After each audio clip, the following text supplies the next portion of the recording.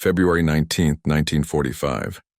The black volcanic sands of Iwo Jima stretch across the horizon like the surface of some hellish planet. The beach is narrow, steep, and treacherous. The American landing craft approach the shore in waves, their metal hulls grinding against the sand. The Marines disembark. They move inland slowly, cautiously. The first few hours are almost eerily quiet.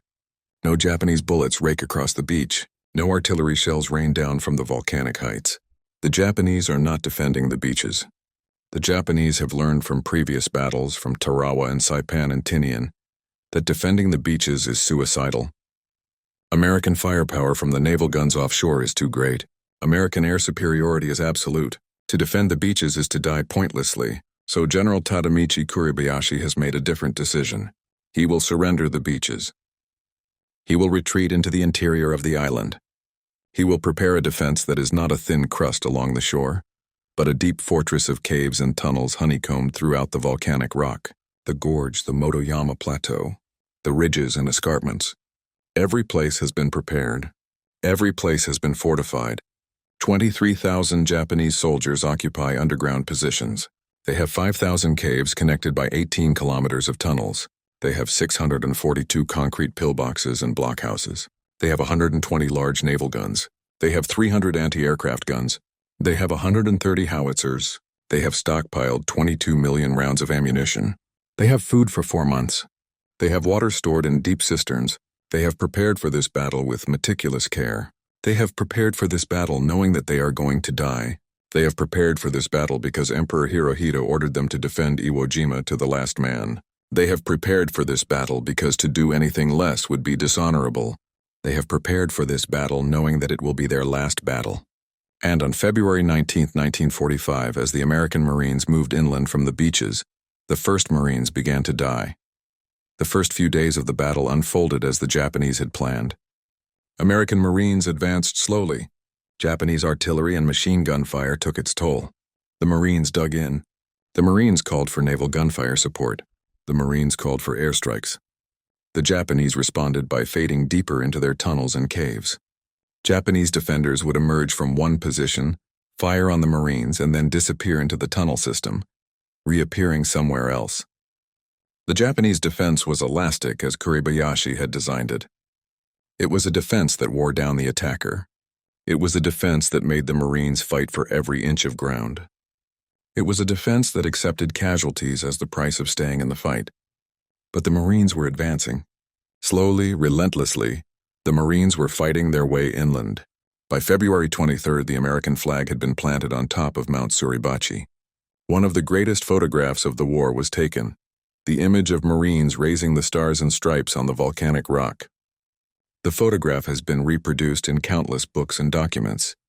It has become a symbol of the American war effort. But at the moment the photograph was taken, the battle was far from over. Most of the Japanese defenders were still alive. Most of the heavy fighting lay ahead.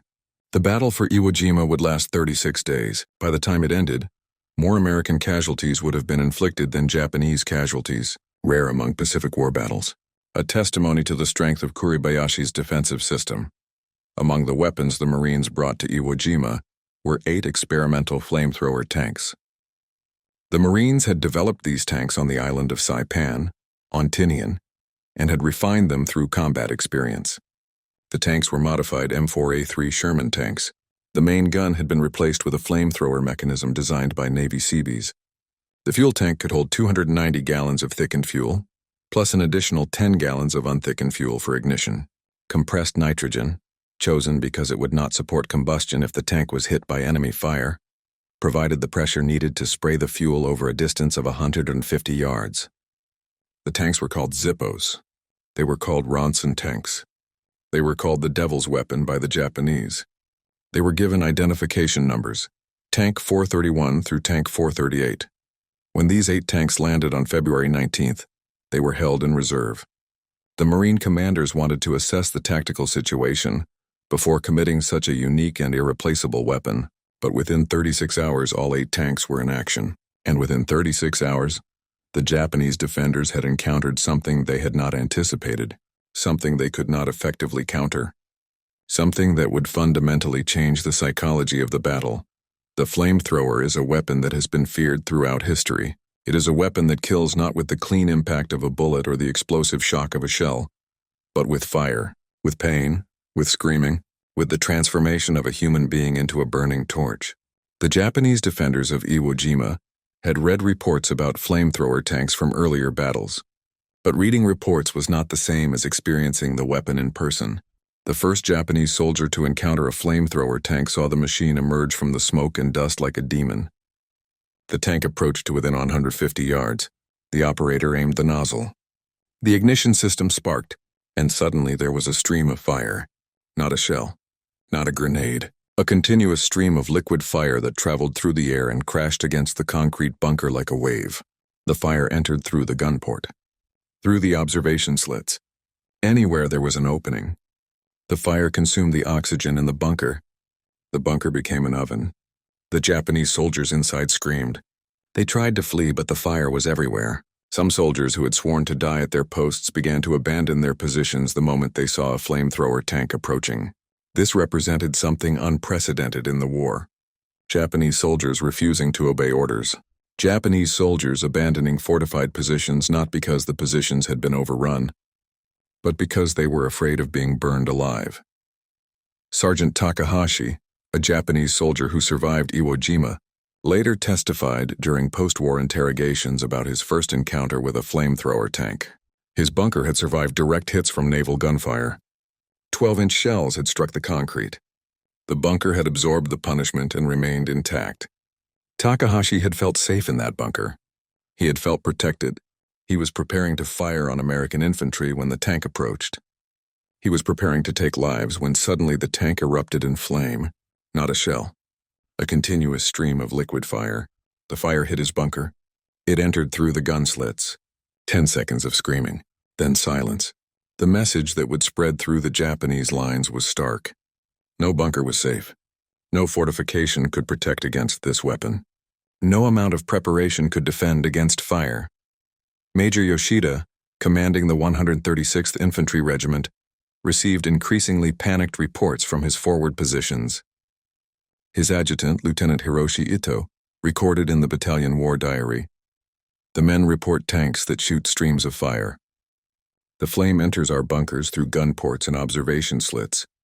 Men not touched by flame suffocate from lack of oxygen. There is no defense."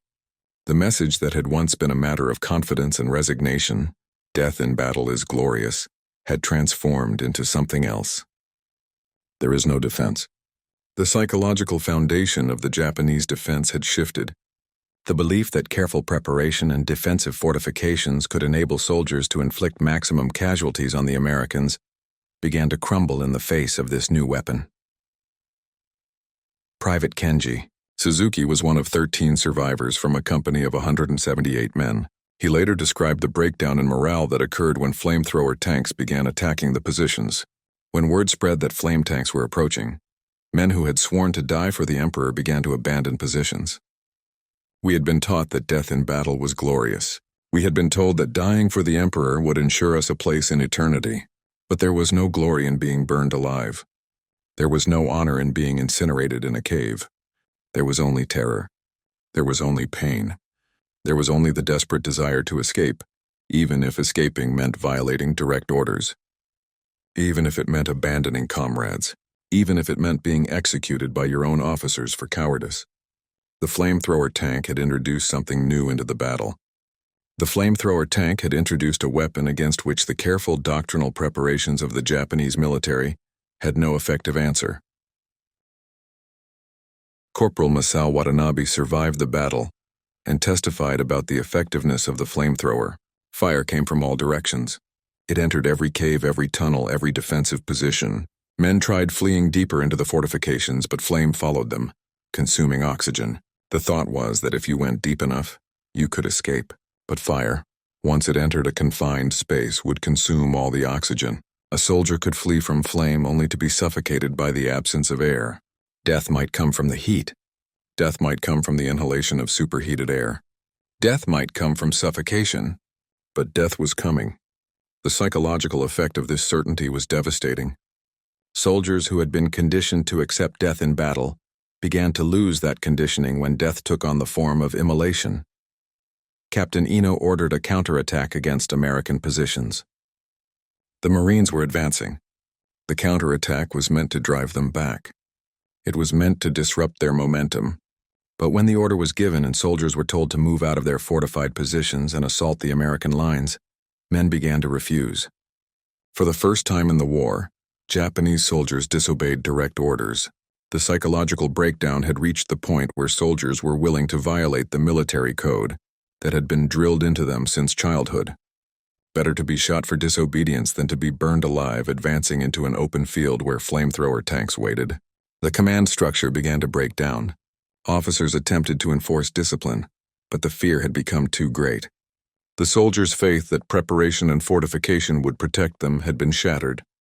Captain Hideki Yamashita, serving with the 24th Division, witnessed the psychological warfare that the flamethrower tanks represented. Americans made every tank a potential flamethrower tank in soldiers' minds. Men hesitated engaging even conventional tanks, fearing that the tank they were attacking might suddenly erupt in flame. The distinction between regular tanks and flamethrower tanks should have been obvious. But in the chaos of battle, among soldiers already terrified of the flamethrower weapon, even conventional tanks became objects of dread. Soldiers would hesitate before attacking any tank, wondering if this was one of the 8 Zippos that had become the focus of their nightmares. Meanwhile, the regular tanks continued to advance, protected by the fear that surrounded the flamethrower weapon. The Japanese engineers who had designed the tunnel system and cave network had not anticipated flamethrower tanks. They had designed bunkers with narrow entryways to prevent grenades from being tossed inside. They had designed bunkers with observation ports so defenders could fire on approaching enemies. But these same features that protected against bullets and grenades became liabilities when faced with fire. Flames would seek out any opening. Flames would pour through any narrow entryway. The observation port that had been designed to give defenders a way to shoot at enemies became a way for fire to enter and consume the interior of the bunker. The Japanese had prepared their defenses based on the tactical situation that had existed for the first 4 years of the war in the Pacific. The Japanese had not prepared for a weapon that turned the interior of a cave into a crematorium. The physical toll of the flamethrower was secondary to the psychological toll. Though the physical toll was horrifying, soldiers who were caught in the flame, even for a moment, would be covered in burning napalm-thickened fuel. The flesh would ignite. The hair would ignite. The uniform would ignite. The human being would be transformed into a burning torch within seconds. The screaming would last a few more seconds. Then silence. Marines who observed this would later report the psychological impact, the sight of a comrade being incinerated, the sound of the screaming, the smell of burning flesh. These things would remain with them for the rest of their lives. Survivors of the flamethrower weapon, Japanese soldiers who were burned but who somehow survived, would often commit suicide rather than accept the burns. Suicide grenades pressed against the chest, ritual self-execution with pistols. Almost any form of death seemed preferable to the burns. The 8 flamethrower tanks began to shift the balance of the battle not through overwhelming firepower, but through psychological effect. The Marines began to position their attacks around flamethrower tank availability.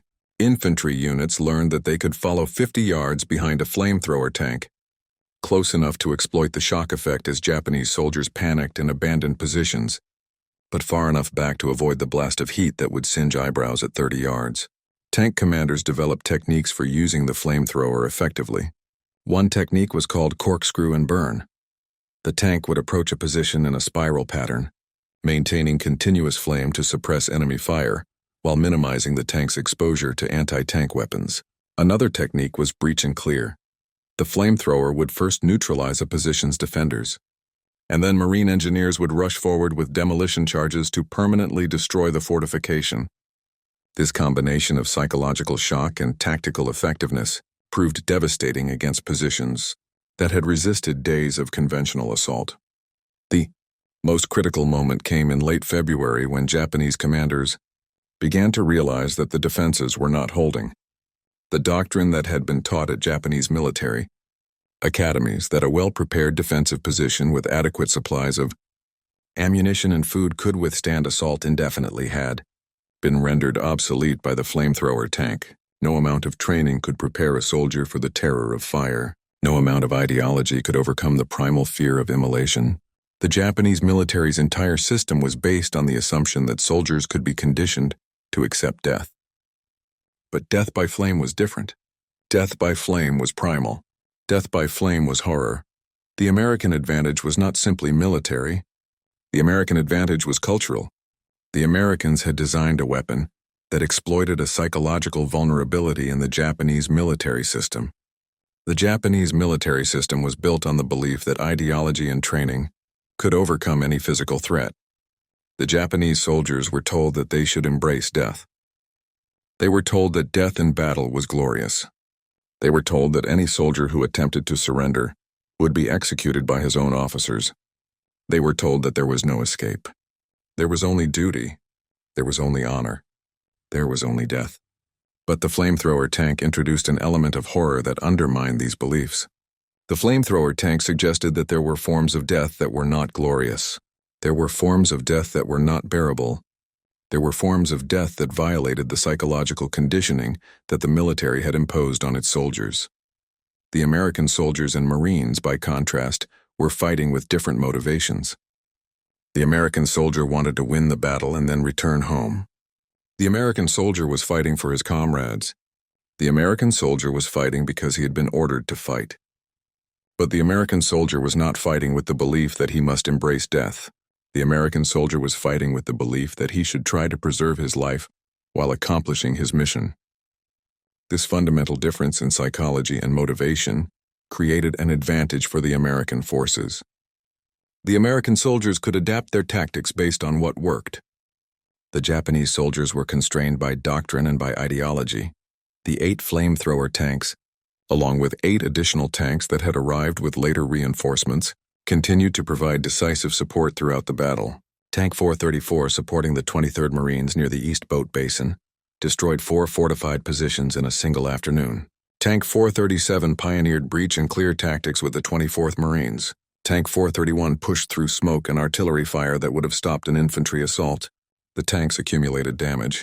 Shells from Japanese artillery struck track systems. Anti-tank mines damaged suspension systems. Anti-tank guns fired rounds that occasionally struck the tanks, though the armor proved strong enough to protect the crew in most cases. But the tanks kept operating. Engineers worked around the clock to maintain the tanks, to replace damaged tracks, to repair weapon systems.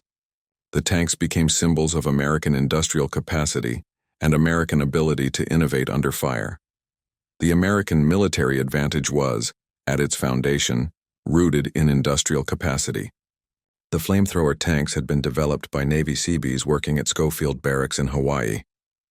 The Seabees had taken the tank designs of the Sherman and had developed a mechanism to mount a flamethrower. The Seabees had solved the engineering problem of how to pressurize fuel tanks using nitrogen instead of air. The Seabees had designed a system to prevent the tanks from exploding if they were hit by anti-tank fire. The Seabees had done all of this through practical engineering and innovation, not through theoretical planning. The American military had the capacity to take an experimental concept and turn it into a functional weapon in a matter of months. The Japanese military did not have this capacity. The Japanese military was building submarines and aircraft and warships with designs that had been approved years earlier. The Japanese military could not rapidly adapt to changing tactical conditions. The Japanese military could not quickly develop new weapons to counter American innovations. The Japanese military was constrained by bureaucratic procedures and by the belief that Japanese military science was superior to all other military sciences. The toll of the flamethrower. Tanks on Japanese defenders mounted day after day. The Marines' fire support coordination improved. The flamethrower tanks were used to clear caves that had resisted conventional assault. The flamethrower tanks were used to create passages through fortified lines. The flamethrower tanks were used as psychological weapons, positioned where Japanese defenders could see them, even if they were not immediately attacking. The fear created by the presence of the flamethrower tanks was as valuable as the physical destruction they caused. Japanese soldiers began to abandon positions at the mere sight of a flamethrower tank approaching. The panic that would spread through the Japanese lines became almost as devastating as the flames themselves. By the end of the first week of combat, The significance of the flamethrower tanks had become obvious to both the Americans and the Japanese. The Marine Corps began requesting more tanks. The Army began developing its own flamethrower tank program. Plans were made to convert an entire tank battalion to flamethrower tanks for the invasion of Okinawa. The Japanese, meanwhile, began to understand that their carefully prepared defenses, their 5,000 caves and 18 kilometers of tunnels, were not providing the protection they had hoped for. The flamethrower tank had introduced an element into the battle that rendered the elaborate tunnel system less effective. Japanese defenders could retreat into the tunnels, but the tunnels could be flooded with flame. Japanese defenders could fortify positions within the tunnels, but fire would consume the oxygen and suffocate them. The cave system that Kuribayashi had spent months designing and constructing was becoming a trap rather than a shelter. General Kuribayashi sent reports to Tokyo describing the effectiveness of the flamethrower tanks. Kuribayashi reported that the flame tanks were doing more damage than all of the American artillery and bombardment combined. Kuribayashi reported that there was no effective way to counter the flamethrower tanks. Kuribayashi reported that the psychological effect of the weapon was devastating the morale of the defenders. Kuribayashi requested additional anti-tank weapons. Kuribayashi requested armor-piercing ammunition. Kuribayashi requested support from Japanese air forces, but Tokyo could provide no additional support. The Japanese air forces had been decimated in previous battles. The Japanese Navy had been crippled at the Battle of Leyte Gulf. The Japanese had no way to resupply Iwo Jima or to reinforce the garrison. The Japanese defenders of Iwo Jima were effectively isolated. They were facing an enemy that was receiving continuous reinforcements and resupply. They were facing an enemy that was developing new weapons to counter their defenses, and they were facing an enemy whose soldiers believed that they would survive the battle and return home. The Japanese soldiers, by contrast, were facing an enemy that they could not defeat. They were facing an enemy that they could not stop. They were facing an enemy that was burning them alive, with a weapon against which they had no defense. The Marines brought other flamethrower variants to Iwo Jima. Individual Marines carried portable flamethrowers. These weapons were backpack carried, and while not as devastating as the flamethrower tanks, they were highly effective in clearing caves and tunnel entrances. A single Marine with a portable flamethrower could clear bunkers that had resisted days of conventional assault. The psychological effect of being attacked by a Marine with a flamethrower was similar to the effect of being attacked by a flamethrower tank. The fear was overwhelming. The terror was absolute. The desire to flee was instinctive. The Japanese military training that emphasized duty and honor evaporated in the face of the terror of fire. The American abundance that characterized the Pacific War extended to ammunition and fuel. The flamethrower tanks consumed massive quantities of fuel. At the peak of the battle, the tanks were using 8,000 gallons of fuel per day. Over the course of the entire battle for Iwo Jima, the flamethrower tanks would use between 100,000 and 200,000 gallons of napalm-thickened fuel. This represented an enormous logistical undertaking. Ships had to transport the fuel from the United States to Hawaii. More ships had to transport it from Hawaii to Iwo Jima. Supply depots had to be established. Logistics officers had to calculate usage rates and ensure that adequate supplies were maintained. But the American military had the industrial capacity to undertake this logistical effort. The American military could afford to expend 100,000 gallons of fuel to destroy Japanese positions. The Japanese military, by contrast, was trying to preserve fuel and ammunition for as long as possible. The Japanese were on strict rationing. Japanese pilots were grounded because there was no fuel. Japanese ships were not being deployed because fuel was limited. The American military was operating from a position of abundance. The Japanese military was operating from a position of scarcity. The contrast was symbolized in the meals provided to the troops. American Marines brought to Iwo Jima had access to field rations that contained meat and vegetables and items like chocolate and cigarettes. American mess halls served hot meals whenever possible. American soldiers were well fed. Japanese soldiers, by contrast, were operating on reduced rations. Japanese soldiers had been told to expect supplies to arrive by ship, but ship after ship was being sunk by American submarines and carrier aircraft. The supplies that were supposed to reach Iwo Jima never arrived. The Japanese defenders of Iwo Jima had stockpiled food for 4 months. By the end of 36 days, with the battle still ongoing, The food supplies were running low. Japanese soldiers were beginning to starve. The irony of this was not lost on the Japanese military. The Japanese had prepared for this battle believing that they could hold out indefinitely, that reinforcements would arrive, that the Americans would eventually give up and withdraw. But none of these things happened. The Americans did not give up. The reinforcements did not arrive. The supplies did not arrive. The Japanese defenders found themselves starving while fighting against an enemy that was well fed. The psychological toll of the flamethrower extended beyond the immediate effects of the weapon itself.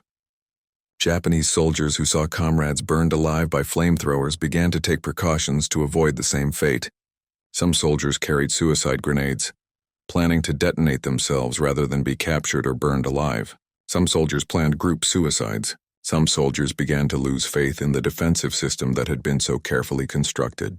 The Japanese military had been built on the principle of unquestioning obedience to command. But as the battle progressed and the flamethrower tanks continued to devastate the defenders, this principle began to crumble. Soldiers who had sworn to die at their posts began to ask questions. They began to wonder if there was any point to dying. They began to consider the possibility of surrender, though surrender meant certain execution by their own officers. The entire psychological and ideological structure of the Japanese military began to break down under the pressure of combat and the fear of the flamethrower. The American military had discovered a weapon that was not primarily a physical instrument of destruction, but a psychological instrument. The flamethrower tank was devastating not because it killed more people than conventional weapons. It was actually less efficient in terms of kill per round than conventional artillery. The flamethrower tank was devastating because it inspired terror. It inspired fear. It inspired the kind of primal, instinctive fear that transcended military training and ideology. The flamethrower tank demonstrated that psychological factors could be as important as material factors in determining the outcome of a battle.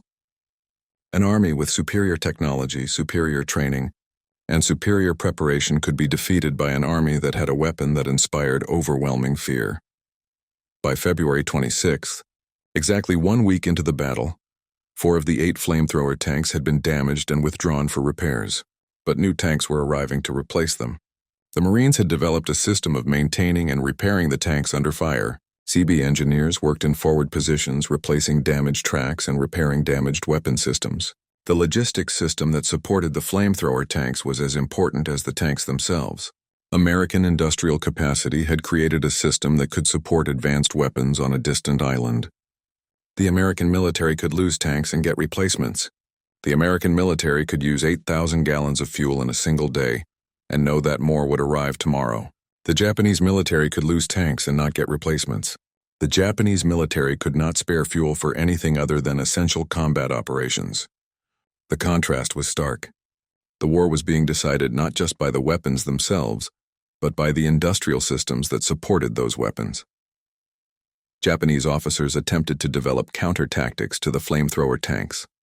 Some officers attempted to organize anti-tank units to specifically target the flamethrower tanks. Some officers attempted to use suicide tactics, with soldiers carrying satchel charges and rushing toward the tanks with the intention of detonating the explosives against the tank's hull. Some soldiers managed to get close enough to throw grenades at the tanks. A few succeeded in damaging or destroying tanks, but the success rate was low. The American tankers were experienced. The American tankers had developed techniques for protecting themselves from anti-tank attacks. The American tankers had support from infantry, who would suppress Japanese anti-tank efforts. The tanks kept operating. The flamethrower weapons kept firing. The Japanese defenses kept breaking down. The Japanese military propaganda had always emphasized the superiority of Japanese soldiers. The propaganda said that Japanese soldiers were braver, tougher, and more dedicated than American soldiers. The propaganda said that Japanese military technology was superior. The propaganda said that Japanese military tactics were superior. The propaganda said that Japanese soldiers would never surrender and would always fight to the death. But the flamethrower tank introduced a reality that the propaganda could not explain. The flamethrower tank showed that American soldiers could invent weapons that the Japanese could not invent. The flamethrower tank showed that American industrial capacity was greater than Japanese industrial capacity. The flamethrower tank showed that American soldiers could develop new tactics faster than Japanese soldiers could adapt to those tactics. The flamethrower tank suggested that the propaganda had been lying. By March 16th, after 25 days of combat, the organized Japanese resistance on Iwo Jima had largely collapsed. The Marines had secured most of the island. The Japanese had withdrawn into the gorge, a heavily fortified ravine on the northern part of the island. The flamethrower tanks had played a crucial role in breaking down the Japanese defense-in-depth system that Kuribayashi had constructed. The tanks had demonstrated that no amount of preparation could make a fortified position immune to a determined assault supported by innovative weapons. The tanks had demonstrated that technology could overcome doctrine. The tanks had demonstrated that American ingenuity could defeat Japanese preparation. Estimates of the effectiveness of the flamethrower tanks varied. Some sources suggested that the tanks had accounted for 30% of Japanese casualties. Other sources suggested the percentage was lower. But all sources agreed that the tanks had been disproportionately effective.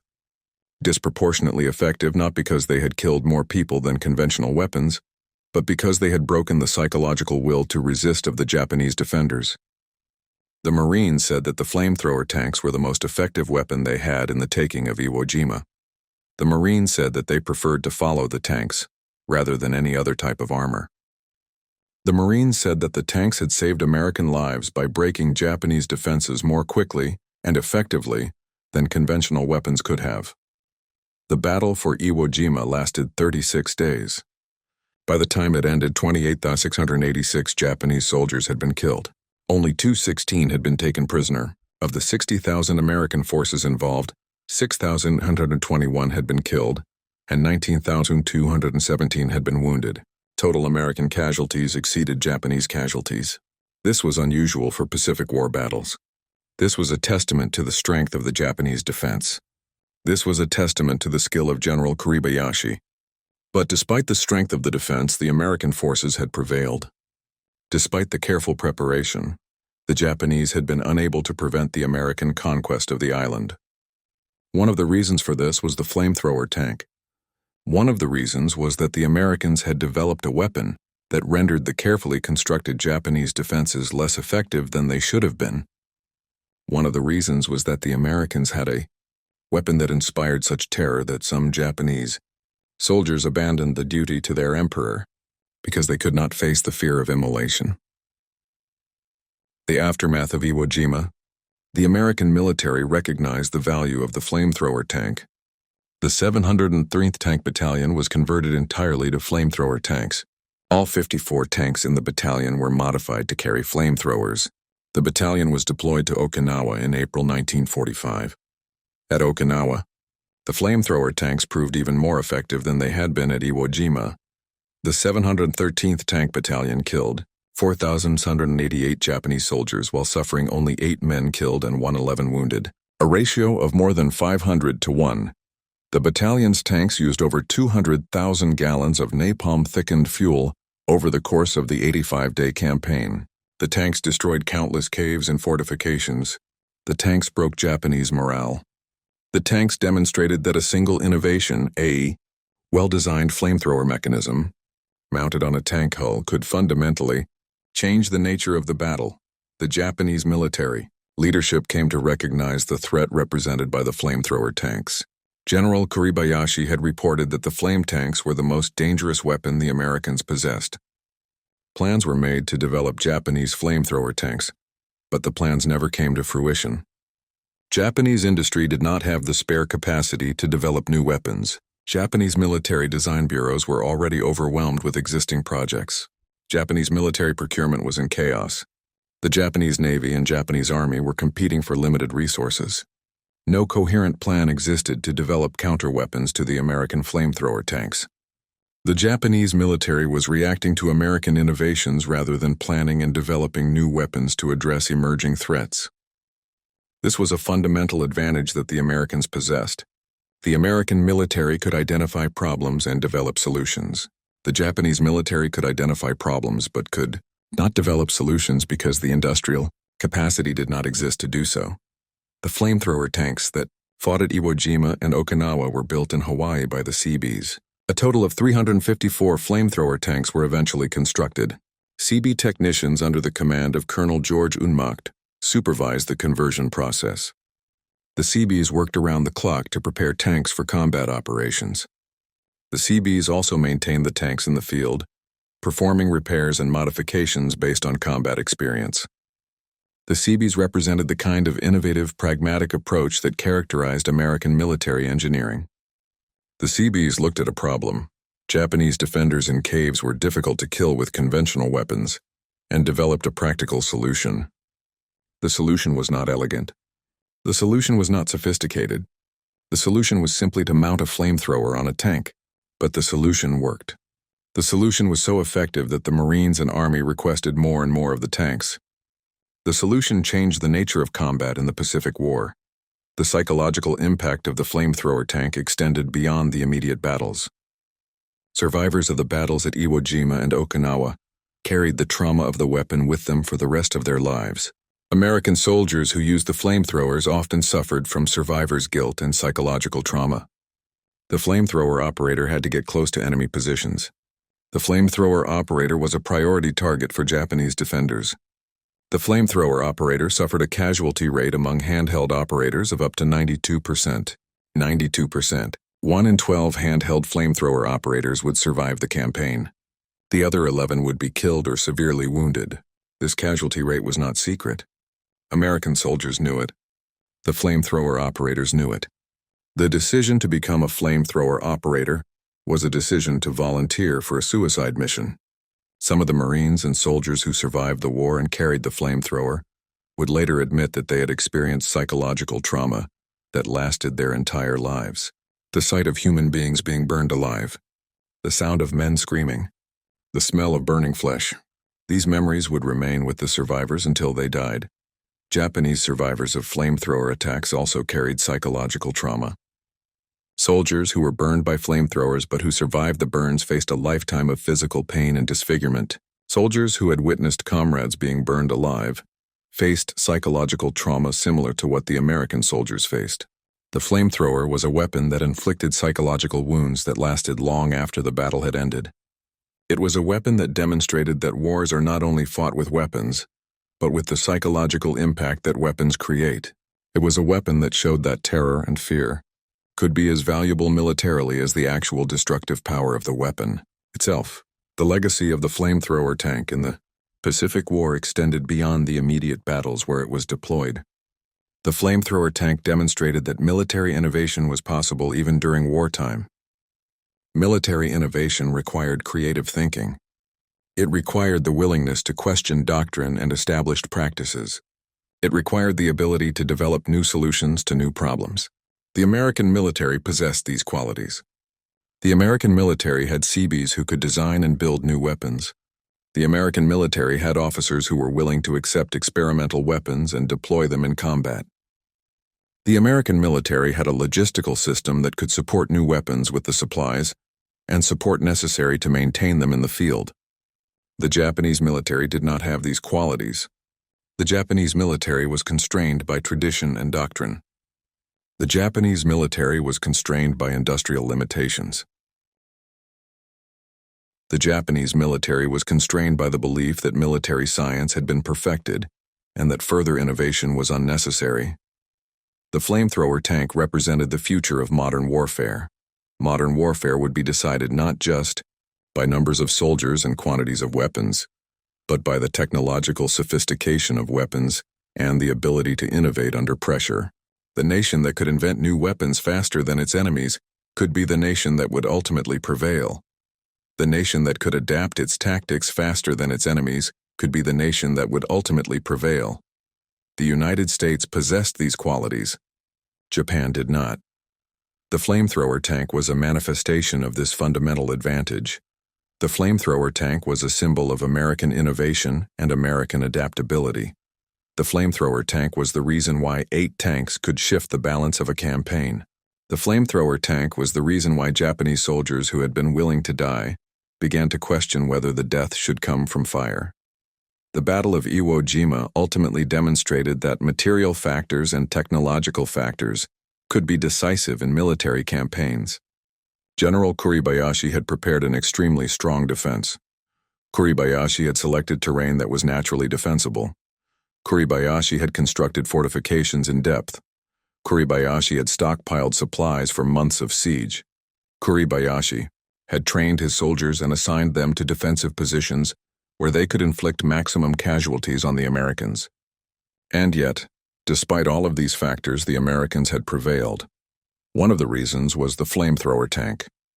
One of the reasons was that the Americans had a weapon that rendered the carefully prepared defense less effective than it would have been.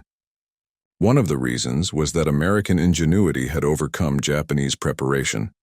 The men of the 713th Tank Battalion, who survived the war, went on to develop careers in civilian industry and military service. Colonel Unmacht, who had overseen the development and production of the flamethrower tanks, went on to serve in command positions in the post-war military. The Seabees who had built the tanks went on to other construction and engineering projects. The tankers who had driven the tanks and operated the flamethrowers would carry the memories of their service for the rest of their lives. Some would speak about their experiences.